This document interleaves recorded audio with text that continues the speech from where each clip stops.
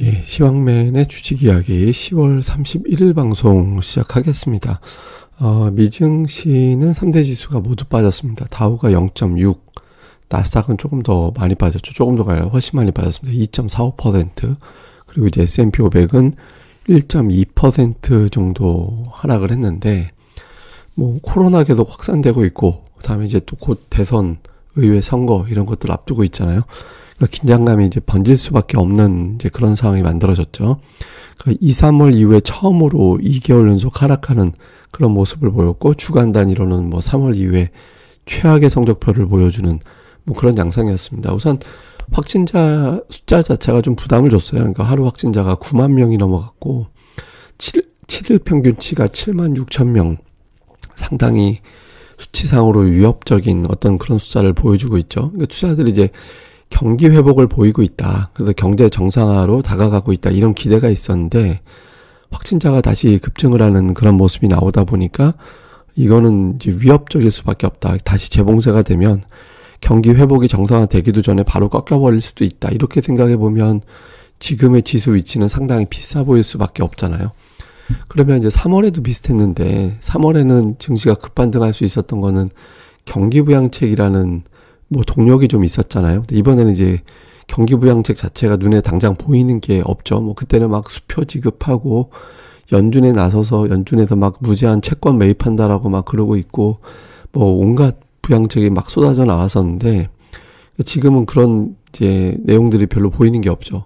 뭐 백악관하고 야당은 계속 협상을 하는 척 하지만 서로를 막 욕하고 있잖아요. 이날만 해도 뭐 펠로시는 백악관에 서신을 보냈다. 빨리 답장 보내라 이러고 있고, 문우신 장관은 펠로시가 정치적인 쇼를 하고 있다. 뭐 협상할 생각도 없으면서 쇼나 하고 있다. 이렇게 막 비판을 하고 있는 상황이거든요. 특히 이제 이날 이제 언론 보도에는 어떤 내용들이 이제 주로 화제가 됐냐면 서로 부양 시점이 다 다르다. 예를 들면 이제 공화당 같은 경우는 내년도 1월 이후에나 경기 부양책이 추진될 것 같다. 이렇게 이제 생각을 하고 있는 거고, 그러니까 펠로시 의장은 대통령 취임 이전, 새로운 대통령이 어쨌든 1월 추진되잖아요. 저 취임하잖아요. 그러니까 연말이나 연초에 바로 추진이 되지 않을까? 이렇게 예상을 하고 있고, 백악관은 선거 직후에 바로. 그러니까 셋이 생각하는 게 시점이 다 달라요. 어디는 11월, 어디는 12월, 어디는 1월 한참 지나서. 이 계산법이 다 제각각이라서 협상의 시점 자체도 예상하기 어렵다라는 분석이거든요. 특히 이제 공화당 같은 경우는 그러니까 그러니까 올해는 완전히 물 건너갔고 연초에 처리하는 걸로 가닥을 잡은 것 같다. 이런 보도가 나왔거든요. 그러니까 이렇게 나오다 보니까 뭐 공화당이 어느 정도 협조를 해줘야 이게 통과가 될 텐데 아예 그냥 연말은 생각도 안 하고 있는 것 같다. 그러니까 이런 보도가 나오면서 또 이게 또 이제 실망감을 더해진 것 같습니다. 그러니까 실제로 이제 매코널 그 공화당 원내대표 같은 경우는 9일까지 상원을 아예 휴원해버렸잖아요. 그러니까 대선 전에는 아예 그냥 투표할 생각 자체가 없다라는 거죠. 그리고 이제 대통령한테는 대선 전에 타결하지 마라. 이렇게 이제 조언을 했다라는 거예요. 그러니까 이제 뭐 대선 전에 타결을 하게 되면 민주당만 유리하게 될 거다. 그러니까 그쪽 지역구에 더 많은 예산이 지원이 되는 부양안이 될 거니까. 그러니까 그렇게 하지 마라. 이렇게 얘기를 했다라는 거거든요. 최근에 이제 트럼프 대통령이 더 큰 대선 이후에 더 강력한 부양책을 보게 될 것이다. 이런 언급을 했잖아요. 근데 이 말뜻은 자기가 재선이 되면 더 큰 부양책을 쓸 거야. 이런 어떤 기대감을 던져준 선거용일 뿐이지 실제로 그런 생각이 있는지를 잘 모른다. 그러니까 선거용이지 실제로 탈락했는데 저런 큰 부양책을 쓸 리는 없지 않냐. 그러니까 이런 어떤 분석이 나온 거죠. 그래서 투자자들이 코로나 숫자는 되게 무시무시하게 올라오는데 경기 부양책은 어떻게 될지 시점을 가늠하기 어렵구나.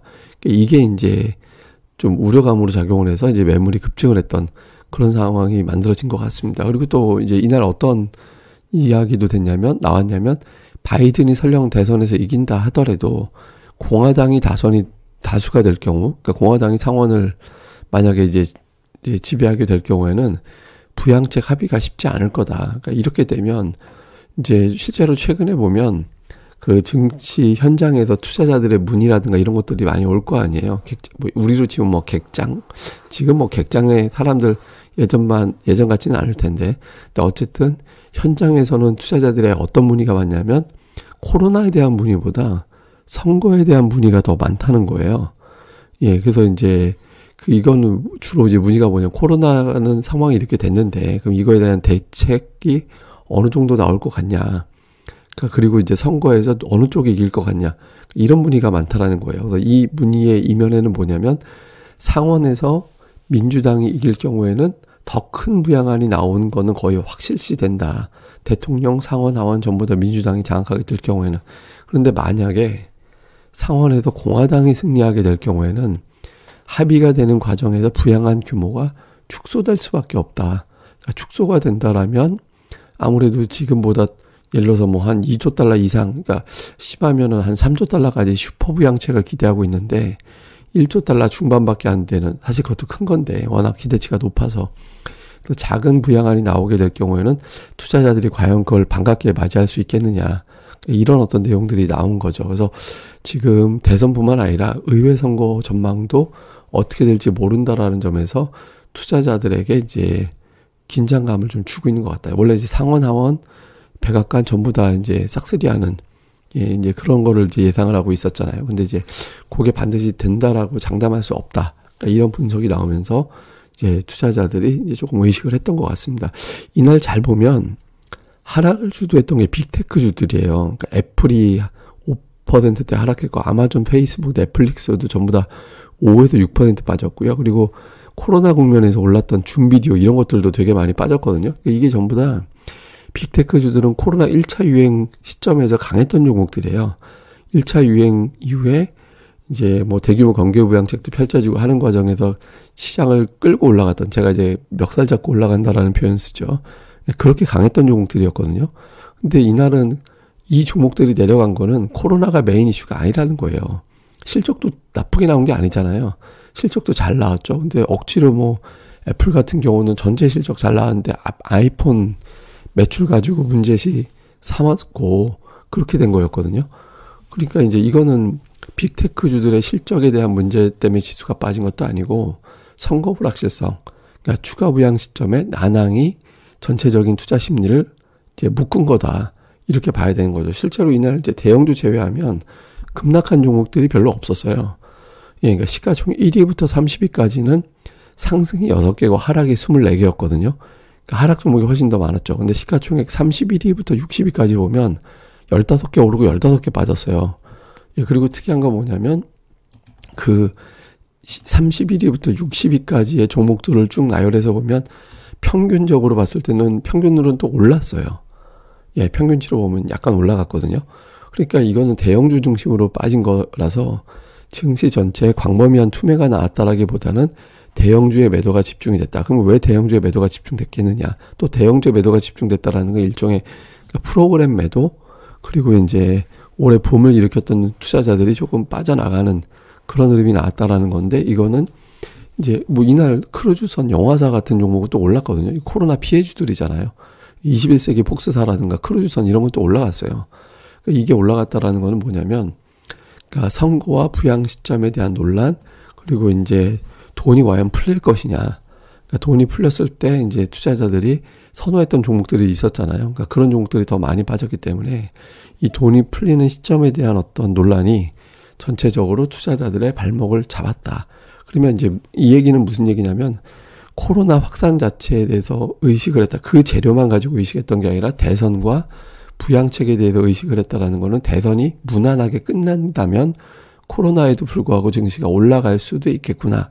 그러니까 이렇게 생각하고 있다라는 거죠. 근데 이제 대선 결과가 꼬이고 의회 결과가 꼬인다면 그 이후에 이제 한바탕 더 빠질 수도 있겠죠. 근데 어쨌든 이날 메인 이슈는 코로나가 아니라 대선 그리고 부양책, 이게 이제 메인 이슈였다. 이렇게 보면 될 것 같습니다. 뭐 그래서 이제 이날 좀 관심 있게 봤더니 지지율 격차는 살짝 벌어졌어요. 예, 그러니까 평균치가 7.8%, 예, 바이든이 앞서는 걸로 나왔거든요. 그래서 이제 바이든이 앞서는 걸로 나왔고 이제 약간 벌어지고 있는 거는 긍정적. 다만 이제 일부 주에서는 뭐 다시 이제 바이든이 앞서고 막 그렇게 되긴 했는데, 조지아라든가 뭐 플로리다 이런 데서 다시 바이든이 앞서는데, 또 다른 지역 뭐 그 애리조나 이런 데서는 또 트럼프가 다시 또 뒤집는 그런 결과가 나오기도 했거든요. 이제 대선 직전이다 보니까 막 이런 어떤 여론조사라든가 이런 거에 의해서도 뒤죽박죽 막 시장이 좀 휘청거리는 그런 모습이 나왔던 것 같습니다. 근데 어쨌든 이제 대선 결과가 바로 나올지는 모르겠습니다만은 어쨌든 대선 일까지는 투자자들이 계속 불안정한 그런 심리가 유지가 될 것 같고, 대선 결과를 보고 나서 투자자들은 일단 그 결과에 따라서 좀 움직이겠다. 예를 들어서 요 정도라면, 이 결과라면 연내 부양책이 시행이 되고 부양 규모도 크겠구나, 이게 가늠이 되거나, 아니면은 부양책이 1월 이후가 되고 규모도 작겠구나, 이런 것들이 좀 가늠이 될 거잖아요. 지금 제일 걱정하는 거는 불확실성이거든요. 그러니까 기업들의 실적이라든가 지표라든가 이런 거는 별 문제가 없어요. 예, 그러니까 왜냐하면 이날 기업들, 현재까지 기업들의 실적의 86%가 예상치를 상회하고 있거든요. 어제까지만 해도 83%였는데 오늘 86%로 올라갔다라는 거는 오늘 나온 기업들의 실적은 거의 대부분 다 예상치를 상회했다라는 거 보면 되는 거예요. 그리고 이날 나왔던 경제지표, 예를 들어서 개인 소득이라든가 개인 지출 이런 것들, 이런 지표들도 다 예상치보다 잘 나왔거든요. 그리고 유럽의 이제 경제 성장률 이런 것도 잘 나왔어요. 예, 그리고 이제 미시건대 소비자 심리 지수 같은 경우도 예상치를 상회했고, 그러니까 지표라든가 기업들의 실적은 잘 나오고 있거든요. 그러니까 이제 불확실성이 큰 게 묶여 있다 보니까 막 선거에 이제 코로나 확진도 막 어마어마하게 급증을 하고 있고, 그럼 여기다 이제 돈을 좀 뿌려주면 올라갈 것 같은데 그 시점을 또 가늠하기 어렵고, 그러니까 이게 이제 투자자들을 전체적으로 이제 압박했던 그런 하루였던 것 같습니다. 근데 우리 시장에 연동성이 있는 종목군들, 예를 들어서 반도체주 이런 거는 별로 안 빠졌거든요. 그래서 아마 우리 증시는 주초에 주말 사이에 어떤 큰일이 벌어지지 않는 한, 주초에는 이제 일단 출발은 나쁘진 않게 출발은 할 것 같습니다. 근데 이제 그러고 나서 이제 미국의 우리나라 국내 확진자 추이라든가 이런 것들 갖고 이제 또 반응을 하겠죠. 근데 어쨌든 이제 월요일 시초가는 그렇게 나쁠 것 같지는 않다라고 보여지니까, 이제 일단 주말 사이에 너무 또 걱정을 하거나 그러기보다는 그냥 차분하게, 월요일에는 또 월요일에 시장이 열리니까 그날 보고서 우리가 판단을 하면 될 것 같습니다. 예, 주말 사이에 변수라든가 주간 변수는 제가 또 이제 주간 증시 전망대 시간에 또 내용을 전달해 드리겠습니다. 예, 그럼 또 오늘 하루 또 잘들 보내시고요. 저는 또 다음에 뵙도록 하겠습니다. 감사합니다.